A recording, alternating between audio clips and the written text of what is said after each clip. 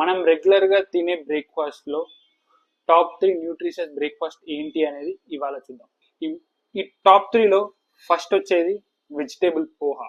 Top లో పోహా ఎందుకుంది? ఎందుకంటే it is light and easily digestible and quantity కూడా ఎక్కువ తినొచ్చు మనం. ఎందుకంటే it is low in calories and filled with nutrients. ఏంటి? కార్బ్స్, ఫైబర్, ఐరన్ ఇవన్నీ ఉంటాయి దీంట్లో, which is important to our body. And ఇందులో పీనట్స్ వేసుకున్నాం అనుకోండి, మనకి హెల్దీ ప్రోటీన్, హెల్దీ ఫ్యాట్స్ వస్తాయి.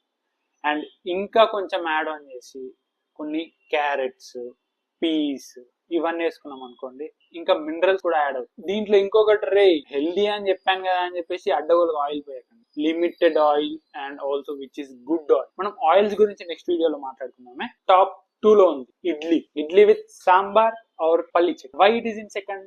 సో మనము ఇడ్లీ అనేది ఫర్మెంట్ చేసి చేసుకుంటాం, right? It is good for our gut health. Steam చేసి చేసుకోవడం వల్ల it is low in fat. If we eat it with sambar, మనకి ప్రోటీన్, ఫైబర్ ఇవన్నీ వస్తాయి. ఎందుకంటే మనం సాంబార్ లో యాడ్ చేసే వెజ్జీస్ అవన్నిటి వల్ల. ఒకవేళ మనం పీనట్ చట్నీతో తిన్నాం అనుకోండి, will get protein as well as good fats. So top 3 లో వచ్చేసి ఓట్స్. ఓట్స్ ని మనం మల్టిపుల్ వేస్ గా చేసుకోవచ్చు. పాలల్లో నానబెట్టుకొని తినొచ్చు, లేకపోతే ఉప్మా చేసుకోవచ్చు, చాలా వెరైటీస్ చేసుకోవచ్చు. ఒక్కొక్క దానికి ఒక్కొక్క కైండ్ ఆఫ్ బెనిఫిట్స్ ఉంటాయి. సో మనం ఇవాళ పాలల్లో నానబెట్టుకొని తిన్న వాటి గురించి చెప్తాం.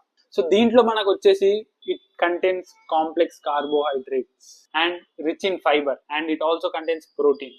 దీంట్లో మనం మిల్క్ యాడ్ చేసుకోవడం వల్ల మనకి ప్రోటీన్ కూడా వస్తుంది, గుడ్ ఫ్యాట్స్ వస్తాయి. సీడ్స్ అండ్ నట్స్ వేసుకున్నాం అనుకోండి, మనకి కావాల్సిన ఫ్యాట్స్, విటమిన్స్ చాలా వరకు. సో అందుకే ఇది టాప్ 3, రైట్?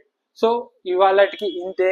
నెక్స్ట్ వీడియోలో టాప్ 3 వరెస్ట్ బ్రేక్ఫాస్ట్ ఏంటో మాట్లాడుకుందాం. Okay, take care.